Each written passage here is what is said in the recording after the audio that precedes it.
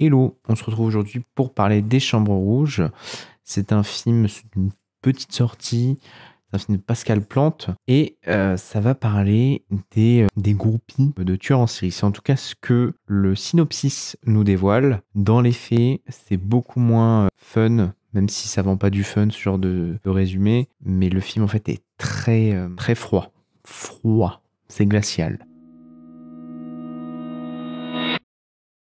Vous ressortirez sûrement du film en vous disant qu'est-ce que je dois comprendre, qu'est-ce que je viens de voir, et je crois bien que c'est ce que voulait le réalisateur, mais on se sent perdu après le film sur le personnage principal qui est joué par Juliette Garniepi, et on s'est fait réflexion avec un ami de se dire c'est la fusion entre Anna Girardot et Anaïs Desmoustiers. Allez la voir, c'est deux femmes en une très bonne actrice. Voilà, quand même. Et donc, on est sur une sorte de thriller façon Fincher. Oui, oui, j'emploie le mot, je le pose là, le mot. C'est du Fincher, vraiment, dans l'esthétique. C'est froid, c'est millimétré, c'est très joli. Voilà, j'espère qu'il va refaire des choses, le monsieur. Je suis parti voir s'il avait déjà fait des choses. Alors, il y aurait les faux tatouages et Nadia Butterfly. Voilà, donc je vais aller découvrir les autres films de Pascal Plante parce que, en termes d'esthétique, ça met la barre très haut. Et ça sert un propos sur ce manque d'empathie, cette froideur. On a eu le droit cette année, enfin en 2023, à la sortie du film The Killer de Fincher. Hop, la petite parenthèse, qui est dans cette logique de quotidien, de froideur, de manque d'empathie. Mais je trouve que le film se perdait dans un ennui qui ne marche pas. Bref, The Killer, façon Fincher, c'était pas ma sauce. Là, on est assez fasciné en fait parce que ce qu'on nous propose à l'écran, sans savoir où on va encore une fois, et c'est peut-être là la plus grosse difficulté, et on va peut-être axer la critique là-dessus. Qu'est-ce qu'on doit comprendre du film? Qu'est-ce qu'elle voulait, cette fille? Est-ce qu'elle était fan du tueur en série? Est-ce qu'elle était en train de l'attaquer? C'est une justicière, c'est une bad girl. On va essayer de comprendre. Donc avec les éléments qu'on a en main, on va essayer de tracer un scénario, quelque chose à comprendre sur ce personnage très énigmatique. J'ai cette impression que le personnage est finalement assez nuancé.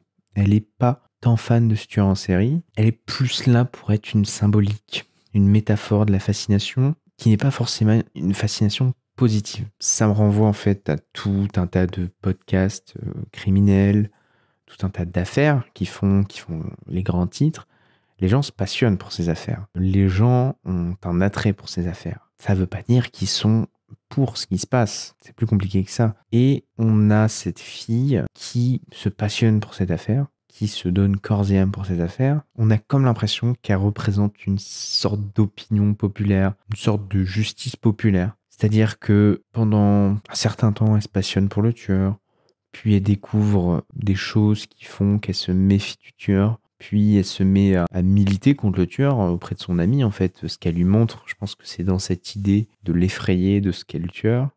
C'est peut-être elle, en fait, la plus actrice dans ce procès. Et on ne sait pas ce qu'elle pense. On ne sait pas ce qu'elle pense. Et ça, c'est assez déstabilisant de suivre un personnage qu'on ne comprend pas, on ne sait pas où il va, on ne sait pas quels sont ses objectifs, et je ne sais pas ce que ça veut dire en soi, mais c'est déstabilisant, et je crois que dans l'idée, c'est ce qu'on veut, nous déstabiliser. Voilà, c'est pas une séance qui va chercher à vous mettre à l'aise, mais ça vous fait vous poser des questions. Le tueur, l'acteur qui joue le tueur, je crois pas qu'il dit une réplique. C'est juste un mec qui est posé dans un box. Et au début, il fait un peu tout penaud, tout. Et au fur et à mesure du film, il prend une espèce de d'aura maléfique. On le voit à travers ce box et puis finit par essayer d'attirer l'attention. Il se tourne et ce regard posé sur elle, c'est d'une lourdeur. Enfin, une lourdeur.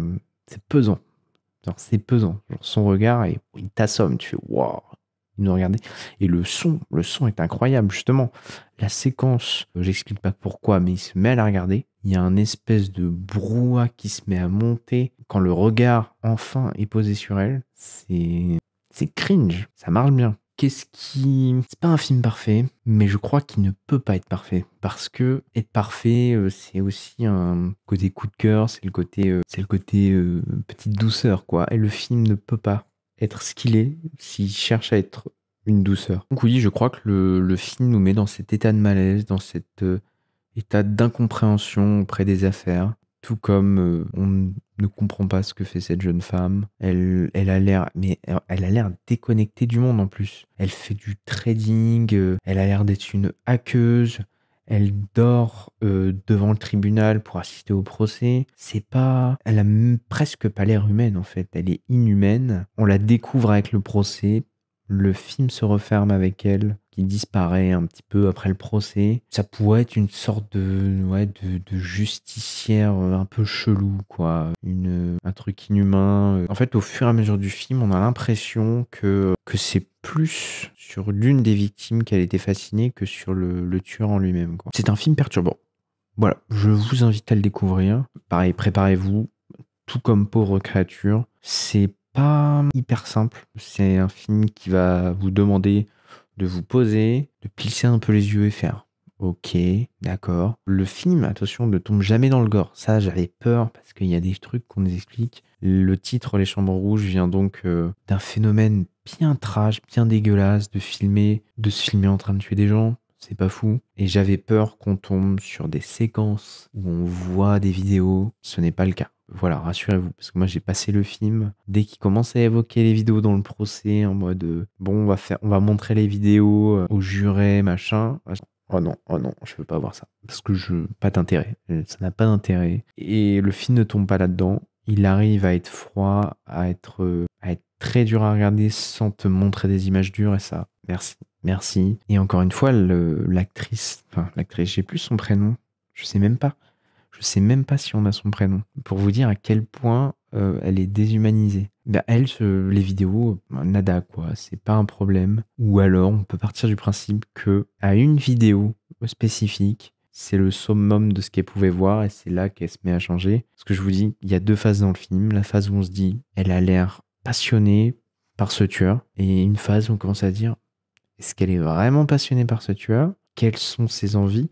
On passe son temps à essayer de la cerner. Hein. C'est le principe, tu suis un personnage, tu dis, bon, ok, où il va, où va le scénario. Donc, on essaye, on lance des propositions. Et puis, on te désamorce tes pistes souvent en mode, bah non, tu vois, elle est comme ça. Elle a l'air riche, elle dort dehors. Elle a l'air passionnée par le tueur. Elle va amener des éléments compromettants. On ne sait pas.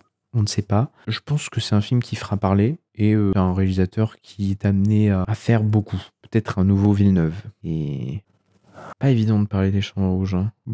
Voilà. Donc, Les Chambres Rouges, c'est validé. C'est un beau film en ce début d'année. Beau film, c'est relatif. Je vous invite à aller le découvrir. Et je sais pas s'il passe dans beaucoup de salles. J'espère qu'il fera parler de lui. Et même après sa sortie en salle, ça va être... c'est le bon film de vidéoclub à se faire tranquillement, quoi. Avec les copains.